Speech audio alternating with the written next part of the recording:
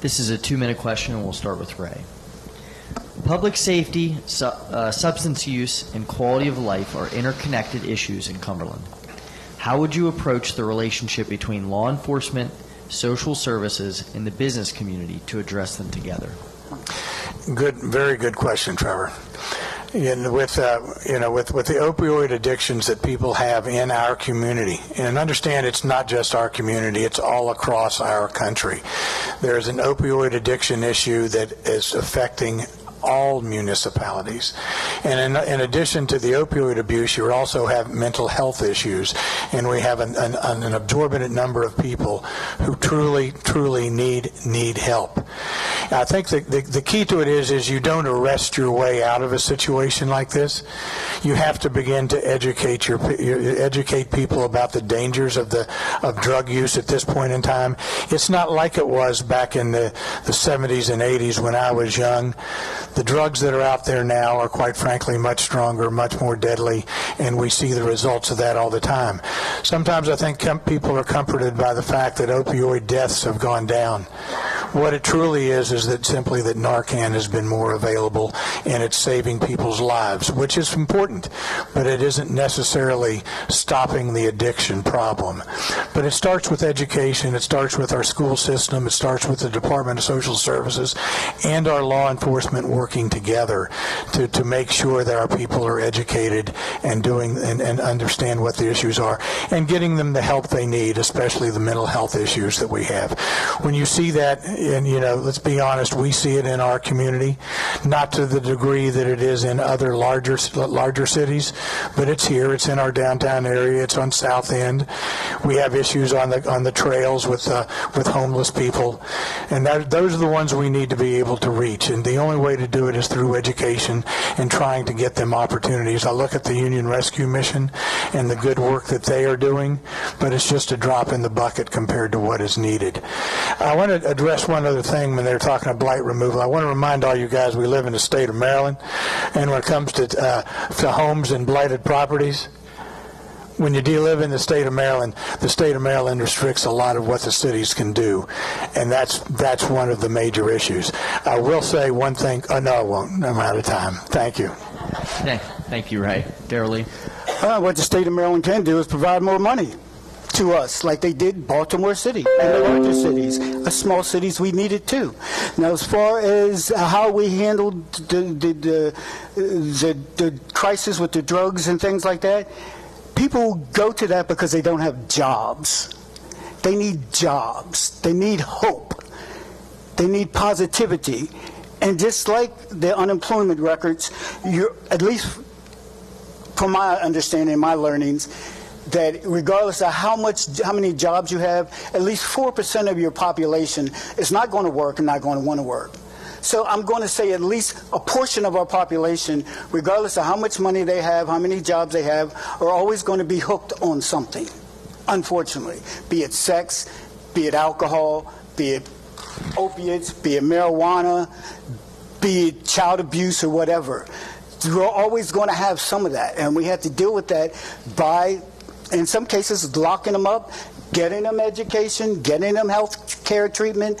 But a good part of it is being employed and having a positive outlook on what you're going to be able to do with yourself. If you can't work and you can't pay your bills and you can't do this or that for your kids, a lot of people, they're drained and they have nowhere else to go. And it's easy to self-soothe and whatever the addiction is that they may have. And it may not always be alcohol, it may not always be drugs. It could be a whole lot of other different things. And just like the mayor said, it's here in Cumberland. It's always been in Cumberland. It was in Cumberland in the 70s. But it's just not to the point that it is in your larger cities. You could sit all of Cumberland in a section of Baltimore, all the population, even when we were 50,000. So it's never going to be as bad as it is in theirs. But it's bad because it's here, and we have to deal with it. And it's sad because people are going through all this negative stuff that keeps them down. And we don't help when we turn our nose up to people because they look like this or they act like that. Thank you, Darrell Lee. William, would you like me to repeat the question? No, that's okay. First thing I believe is we need to start like in the schools and then both in the home as far as drug addiction and problems of that. And then second, the laws that are already enforced. The other thing is, I believe definitely that public safety has been given scraps over the years and leftovers for a budget because the crime rate has increased. That's a fact. And it just seems like there's just not enough funds for the public safety, police and fire department to do a better job. And as we go further, as the city will grow further, naturally, we need to have a different sources of income, better paying jobs, because most of the people out there can't live on what they're making around here. I mean, that's the three things we got to do. We got to work. Both the families have to work both together with the schools. We got to make the people more aware, the drug problem and how to deal with it. And as far as, like I said, in social services, we need more state grants to make more programs work. And it's like anything else, we need more tools, equipment, and that requires more money. So we got to bring more money in to start with, so we can promote better programs and better awareness and have better public safety. I mean, we just got to build a whole new city. I mean, this is just too outdated. Let's just call it that. I mean, it's just not going to it's not going to work anymore. I mean, so that's one of the plans. So, thank you. Thank you, Will. Dana? I'm sorry to ask this again. Can you repeat the question? Yeah, sure. Public safety, substance use, and quality of life are interconnected issues in Cumberland. How would you approach the relationship between law enforcement, social services, and the business community to address them together? Well, I see a city all together. One, I would like for my police department to be actively involved in whatever goes on in the city, so that will bring the business community together. As far as the Department of Social Services, I really, really want to work closely with them because there are a lot of resources and a lot of things that are going on through the Department of Social Services that the community is not aware of. Currently, I believe Mayor Mars is a part of this. There's a program called Enough that was from Governor Moore's office. That is a program that is going to allow the residents of Cumberland to utilize resources to see the resources and to know what these resources are. That's a big problem in the community, and sadly, on that topic, not being able to utilize the resources because you don't know what the resources are or you don't have access to them. It kind of goes on, and I'm gonna go off script real quick. It kind of goes to what we're doing tonight. They can hear it on the radio. Thank you, Magic. But there were people, at least 30 to 40 people, waiting to see a live debate tonight. If you don't have it, you can't get it. Thank you, Dana. Next question will be 2 minutes. We're going to start with Darrell Lee. The CSX bridge situation continues to affect West Side residents and businesses. What is your assessment of the city's current approach, and what would you do differently if elected? It should have been done a long time ago. The city's not doing its job to make sure those bridges are fixed. That is the most expensive part of our city as far as tax basis, and those people can't traverse through their city street in their travel, in their cars, and they can't get there because they have to go around. That's absolutely ridiculous that it's still that way. CXS just put $30-40 million into this yard in the Cumberland, and I'm glad they're here.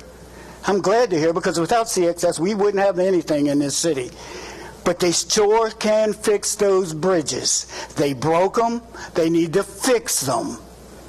They put $30-40 million into that yard, and they're still putting money into it. And they need to put money into those bridges. It's absolutely ridiculous that our mayor and council is allowing that to happen, that it's not being taken care of, and it should have been taken care of years ago. I'm sure CXS has some kind of insurance money that would allow them to help take care of those bridges, just like that barge that hit the Key Bridge down in Baltimore is putting up billions of dollars to have it fixed. There's absolutely no excuse for those bridges not to be fixed. And it's a problem. And I will do whatever I can to make sure that they get fixed. It's just absolutely ridiculous. That's a part of our transportation. And we got people who can't drive from one part of downtown all the way up their street to their homes. They have to go around and about. And that's ridiculous. And we should be sad that that's happening here in our city. That's one reason why I think we need to get a form of government where the mayor and the council are in charge and not the city administrator. Put some teeth in it. Thank you, Darrell Lee. William? Yes, I'm glad you asked that question. I'm sure it's all over town. The last meeting, 2 meetings have been just the mayor on this issue. The first thing is, I said it was a mistake to dismiss the lawsuit because of the bridge that needed the sewer repair under it. But then the second thing is conflict of interest. But the third thing is the train hit the bridge and destroyed it. Now that should have been, the city shouldn't have been out of that altogether. Them or their insurance should have repaired that right after it happened. Number one, then when it was repaired, then we wouldn't have been building and wanting to build a new one, which had to come into federal specs, whatever it was. But anyway, the main thing is, as I said, this has cost not only the city hardships of people with emergency equipment has to detour around, to get, to another street. But then the second thing is all the money that we lost, tax dollars, and litigation. What are we even litigating about? I mean, they hit their own bridge. They should have repaired it. There's no litigation about that. I mean, as I said at the last meeting, the meeting before, if I get down in my car and I hit the train or bridge or something, I had to pay for my insurance.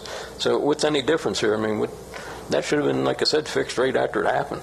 I mean, there is absolutely no excuse for that, and me and the mayor are at odds on that one. I mean, it's a conflict of interest. The people of Cumberland should have been the ones come first. We shouldn't be paying our money for litigation and be without this bridge to start with. And I realize, I'm sure, CSX is a very important, thing that we need here, for jobs and businesses and all. But this right here, we still have to come first. We're the taxpayers and we're the people. They caused it. They should have fixed it long ago. I agree with Mr. Powell 100% on that one. Thank you very much. Thank you, William. Dana? Can you repeat the question? Absolutely. The CSX bridge situation continues to affect West Side residents and businesses. What is your assessment of the city's current approach, and what would you do differently if elected? I am not aware of exactly what the city's current approach is. It looks as if there is no approach. As mayor, if CSX is responsible for that bridge, the repairs of that bridge, and I will hold them liable for that. Me, the city council, and our attorneys, we're going to work hard for them to. I'm trying to put this in a nice way and keep it civil, but look, CSX, why haven't they paid? Why are they refusing to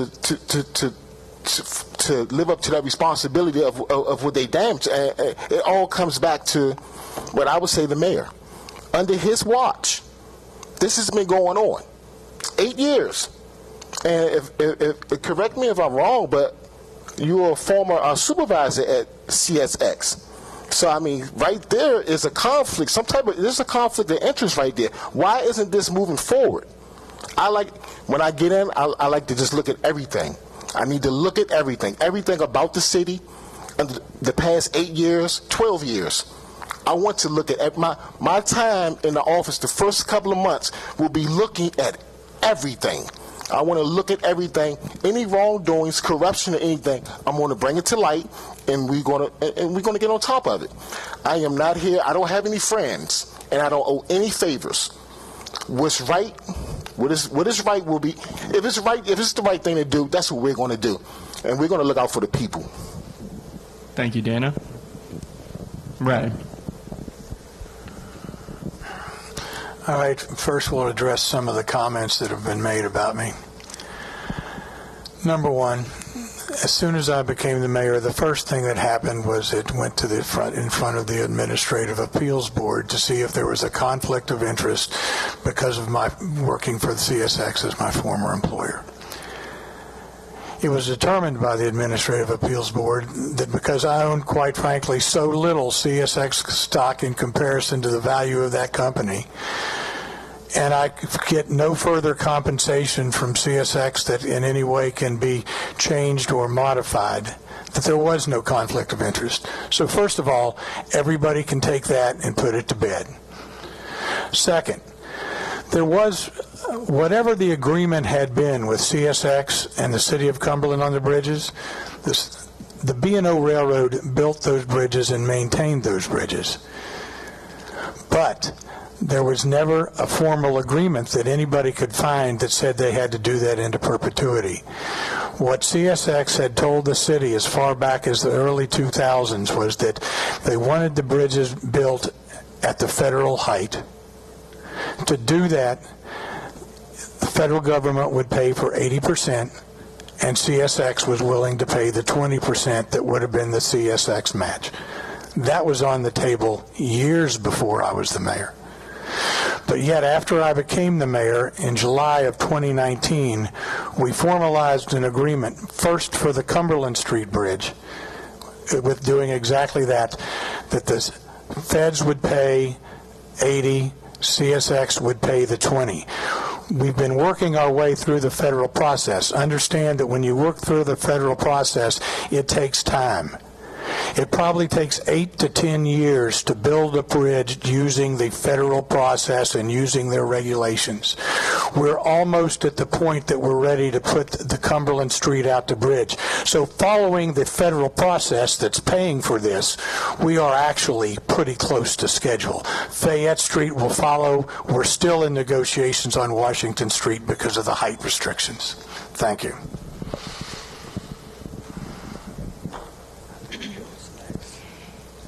Our next question will also be a 2-minute question, and we'll begin with Mr. Taccino for this one. If you are elected mayor or re-elected mayor of the city of Cumberland, maintaining strong working relationships with county, state, and federal partners will be essential for success in your role. So how do you plan to approach those relationships? And where do you see the greatest opportunity for joint progress? Well, to begin with, the first thing we're going to have to, whether we like it or not, Democrats or Republicans, we still got to work with the White House and the State House, let alone just the county, because man, we get a lot of grants, or we was, from the feds and the state both. So that's where, the first thing that we got to maintain a good workable relationship, with both ends, to start with. And I believe, once we do that, who knows what we can bring in. I mean, through grant money, there's programs out there that probably nobody's even heard of. I know a lot of them, probably not available anymore. But I think that once we do that, it could open up a door for, who knows what. I mean, education, economic developments, and bring in, more better paying jobs, which would create a better environment and family life for people here in the city. But also, I believe the people of Cumberland need to come first. I mean, before we go sell properties, out-of-town developers, and bring them in, and the other thing is, why are we paying them to come here? They should be paying us. There should be something here to bring the people here if they want to start a business here or move here, instead of us having to pay them. That's just all wrong. I mean, why are we doing that? I mean, and it's still, not work. I just don't understand that. I mean, we need a whole new technique of everything, a new way of doing everything. Salvage what we can left from the city and the current government that we have, and just build a new city. Everything, all new ideas and everything. I mean, this has just failed. I mean, so that's what we need to look at, and we have to all work together to do it. Thank you. Thank you, sir. Would you like me to repeat the question? This question is about partnerships and relationships, maintaining strong relationships with county, state, and federal partners. I'm sorry. Yes, I'm on the right question. Forgive me. Maintaining strong working relationships with county, state, and federal partners is essential for a city our size. How will you approach those relationships, and where do you see the greatest opportunities for joint progress? Well, I would approach those relationships humbly because we need their help. The last part of that question was what? Where do you see the greatest opportunities for joint progress? The greatest opportunities for joint progress is to have those, the state, federal, and all those organizations that could provide us help to come here and actually see what we need. Not going down there, not coming here during the election season. We need those people here walking, communicating with the people in the community. Right now, when they come, they don't communicate with the community. They communicate with elected officials, business owners, and things like that. But the problem and the problem is there's a disconnect. And when I sit here tonight and I'm listening to the mayor, and it's a clear disconnect. I mean, he's not answering the questions. That's why I have to keep asking, what was the question? Because if I go by what I'm listening to before it gets to me, we're way off. This is unbelievable. I'm going to repeat this again. Mr. Mayor, you have failed in all aspects. Stop playing with numbers. We're playing with 200 jobs. Where do these people come from? LaVale? Garrett County? They're not Cumberlanders. Let's stop playing with the numbers. Let's stop playing the word game. Let's do the right thing. I mean, it's just show some compassion. Show some love.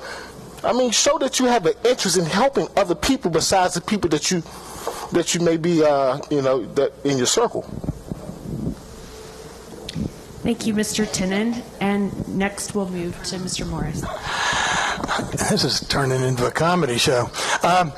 Seriously, I think that, working the networks between the county and the state and the federal officials is something that's very important because, quite frankly, that's where we have to go for the money. And that's something I've worked at very hard with over the last 7 years, is developing relationships with our county commissioners and with county staff. Quite frankly, I think the city and the county get along better than they have in a long time, and we do work well together. You look at some of the projects with the county and the city working together. Let's talk about the downtown Baltimore revitalization. They did the Project Allegany, which gave money directly to the building owners to allow them to make the modifications in their building. That's allowing upper story residential, the work that we did on adding fire suppression systems. That was the CEDC working with Allegany County and Project Allegany County money. You look at the Messick Road project, which is the city and the county working together on that project to make that a buildable site. I think those are the things that the city and county are working on well together, and there is a good line of communications with them. I've also worked very hard to have a good line of communications with our state delegation, the Western Maryland delegation, but also all of those in Annapolis itself. I've developed a relationship first with Governor Hogan's office and now again with Governor Westmore's office. I've got him on speed dial, not that I call him all that often, but I've got his cell number if I need him. I know where to reach out to people. I work with the county, I work with the state, I work with the feds. I worked with Congressman Trone. It was Congressman Trone that got us $4.8 million for the Fayette Street Bridge. Those relationships are critical going forward, and we must keep working to solidify them as we go. Thank you, sir. Mr. Powell, do you remember the question? It's been a long way. No, but I'm staying out of this. All right, I'll repeat it one more time. Maintaining strong working relationships with county, state, and federal partners is essential for a city our size. So, if elected mayor, how do you plan to approach those relationships, And where do you see the greatest opportunities for joint progress? Greatest opportunity for joint progress is working with our state elected officials, our federally elected officials, and our county elected officials. Not always are we going to agree with everything that they want or we want. Are they going to want to give us what we need? But we have to speak up for the city of Cumberland. We are the Queen City of Maryland, still by that name, and they need to help us with what we need. We need it. We were talking earlier about the bridges. It's taken, 8 years, I heard, to get the bridges finally get started. It didn't take that long to get the Key Bridge started with the federal money, and that's a whole lot more money. Didn't take that long for that. So we need to, we have to work with them. We need to. We really do. It's very important because we can't do anything without them. We all have to work together as one unit, as hopefully one complete unit, regardless of your political background, aspirations, or whatever. We have to work together. Now, there's one thing, I'm going to say this, but I think the county needs to take away the tax differential that the city is paying and paying twice for certain services like roads, street, police. We pay our own taxes for that. We shouldn't be paying that for the county. But, hey, we are. Maybe the city needs to up its water and sewage fees to those people out in the county and out in the other states to make up for that. But that's not working together. But we have to look out for ourselves. We have to look out for our people, because they're not going to really do it. We are the county seat of Allegany County, and we are the major metropolis area in this tri-state area. And we need what we need, and we need to fight for it. Thank you, Darrell Lee. And thank you all for your time with us this evening. You will now have 2 minutes each for closing remarks, and we'll start with Dana Tinnen.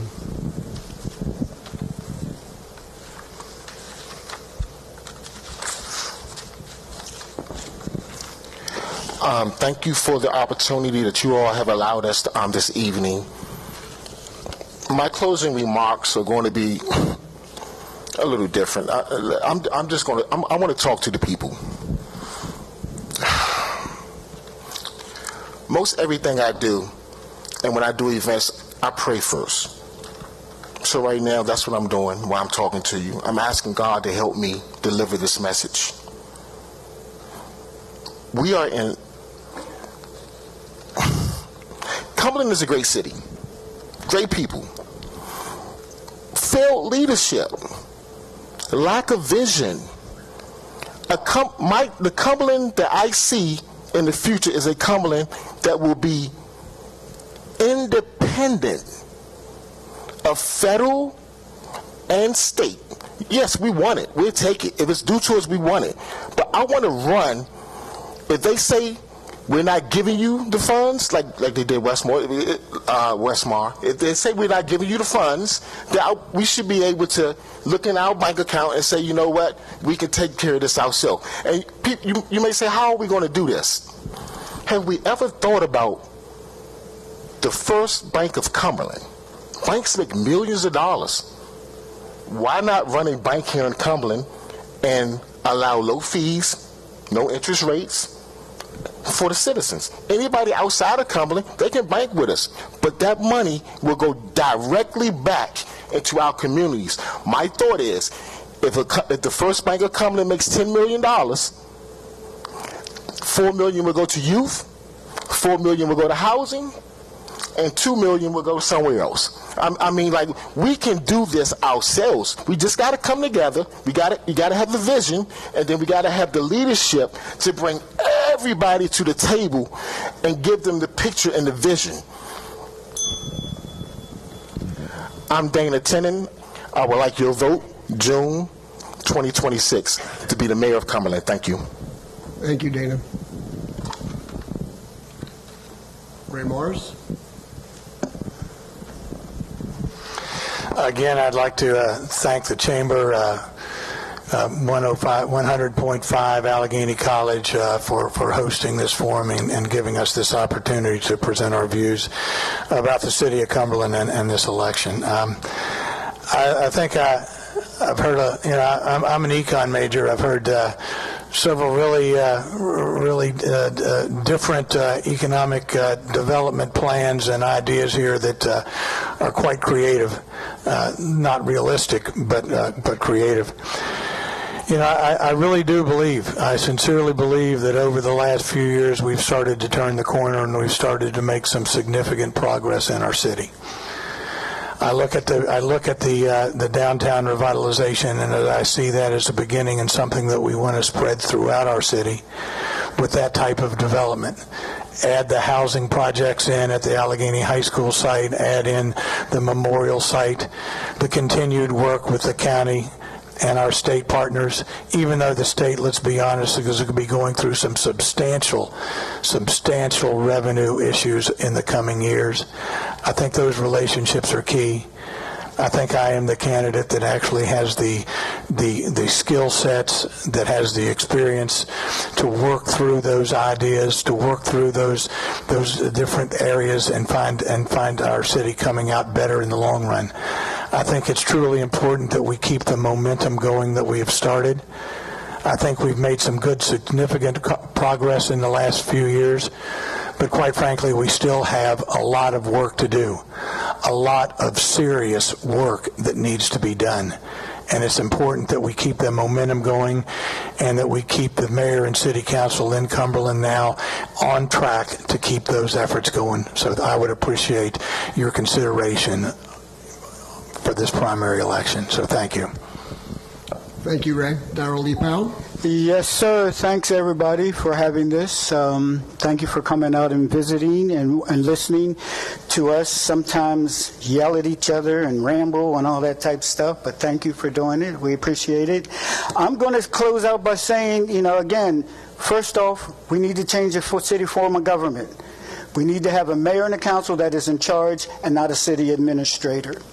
We need to make sure our constitutional rights for the First Amendment and the Fourth Amendment are solid and intact, and we can live the way we need to live as, constitutionally protected Americans.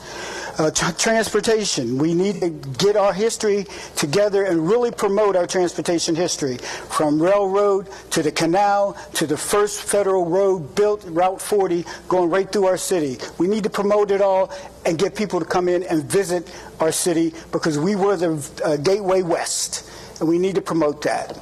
We need to housing. We need mixed-use housing, a whole lot of it. We need to get rid of all the blight. In order to get rid of the blight, when we're selling these city-owned properties, tax sales, we need to make sure that we have teeth in that sale, that these people who are buying these properties, especially from out of town, are going to take care of them, and they're going to put them on the tax rolls and not leave them sit there and blighted like they are now for some 10 years later for some of the properties that I still see from when I was a code enforcement officer. And also, I think the $20,000, if we're still giving that to people to come to the city, we need to give that to our seniors who need to improve their homes to keep their homes good and solid, and that way when they go, their properties are ready for the tax rolls for somebody else to buy. That's where we need to do that. Economically, we need to bring Mark Train to Cumberland. That'll get us to get some of those high-paid people downstate coming up here living instead of stopping in Frederick and Hagerstown and Martinsburg. The train goes to Martinsburg. Maryland owns it. Why is it not coming to Cumberland? We need that.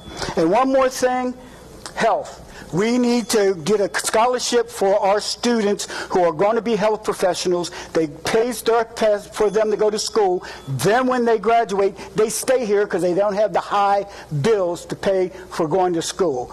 Thank you. Vote for me, Darrell Lee Powell, Cumberland. Thank you, Darrell Lee. William Taccino. Thank you for allowing me to get the last word in. Thank you. One of the reasons, as you know, if you read anything on Facebook, running for mayor, one of the main things is for the people. Now, if we sit and look at, I was an auto mechanic, restoration over the years, and I think and you can plainly look around and see the city of Cumberland is gone. I mean, it's like doing a frame-off restoration, all right? So we take the body off the frame, now we see the frame's rusted, it's gone. So we might be able to salvage a piece or two here, but we just need a totally whole new, we need a good frame to start with to build on. So we got to, rebuild the whole city, a new city. So we need to do that by bringing in new different ideas, new leadership, new plans and dreams, and everybody needs to be a part of this. And one of the things I want to do is all open meetings. There will be no secret door, closed door meetings. People will only bring their complaints, but we'll ask them the first thing, what do you suggest we do? How do we fix this? How do we repair this? That's the, what do you suggest? You're the people. This is your city. You're footing the bill here. It's not just mine. So we need new ideas. We want to hear what you want to do to resolve the problems and how we can better. Everything can be improved. Everything can be improved except God. I mean, there's room for improvements for everything. So we need to bring in new different ideas. Like I said, one of my ideas is research and development centers, and with conjunction here with the college, where we train people, and the other thing, we'll sell their ideas, maybe manufacture the products. The same thing with with the hospital when you research and development. And why can't we bring in different ideas? Like maybe a film industry. Why can't we do something else here that hasn't been done before? I mean, other cities are doing it. And look back over the last several years. What have we accomplished? Millions of dollars out in tax money and losses, and nothing's been done. I just can't see any progress here. So a vote for me would be a vote for you in your new Queen City, Cumberland, Maryland, USA. Thank you, and God bless. Thank you, William.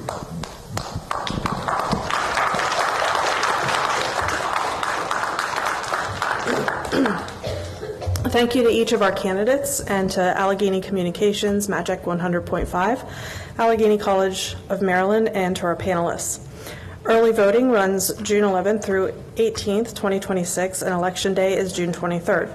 Voting and election information can be found at elections.maryland.gov. The Allegany County Chamber of Commerce encourages everyone to vote and to make informed decisions. Thank you and good night. This has been an exclusive presentation by Allegany Communications, the Allegany County Chamber of Commerce, and Magic 100.5, WDYK FM HG1 Ridgely, an Allegany Communications station. We're proud to call this home. Now back to Cumberland's greatest hits, Magic 100.5.